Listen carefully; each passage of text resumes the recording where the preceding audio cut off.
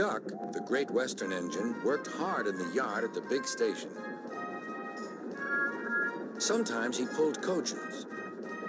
Sometimes he pushed freight cars, but whatever the work, Duck got the job done without fuss. One day, Duck was resting in the shed when Sir Topham Hatt arrived. "Your work in the yard has been good. Would you like to have a branch line for your own?" "Yes, please, sir," replied Duck. So Duck took charge of his new branch line. The responsibility delighted him. The line runs along the coast by sandy beaches till it meets a port where big ships come in.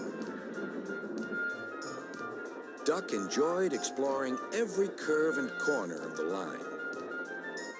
Sea breezes swirled his smoke high into the air, and his green paint glistened in the sunlight. "This is just like being on holiday," he puffed. "Well, you know what they say," laughed his driver. "A change is as good as a rest." Soon, Duck was busier than ever.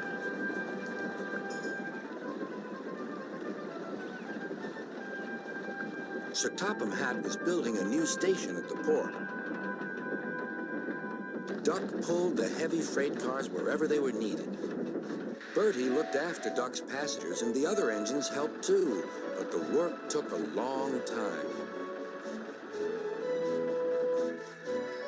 Noise and dust filled the air. "Don't worry," whistled Toby. "The station's nearly finished." "And on time, too," said Duck thankfully. Duck felt his responsibility deeply and talked endlessly about it. "You don't understand, Donald, how much Sir Topham Hatt relies on me." "Ach, aye," muttered Donald sleepily. "I'm Great Western, and I—" "Quack, quack, quack." "What?" "Ye heard? Quack, quack, ye go. Sounds like ye'd an egg laid. Now wheesht and let an engine sleep." "Quack yourself," said Duck indignantly. Later, he spoke to his driver. "Donald says I quack, as if I'd laid an egg." "Quack, do you?" pondered his fireman. He whispered something to Duck and his driver. They were going to play a joke on Donald and pay him back for teasing Duck. The engines were busy for the rest of the day, and nothing more was said.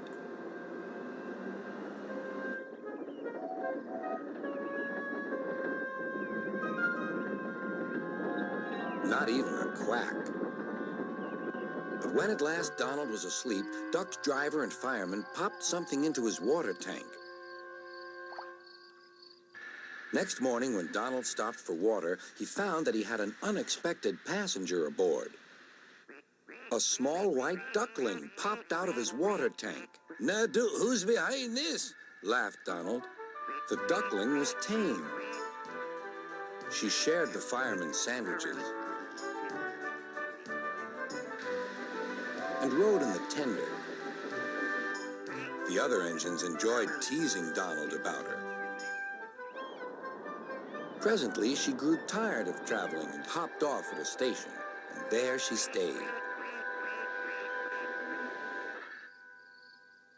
That night, Donald's driver and fireman got busy, and in the morning, when Duck's crew arrived to look him over, they laughed and laughed.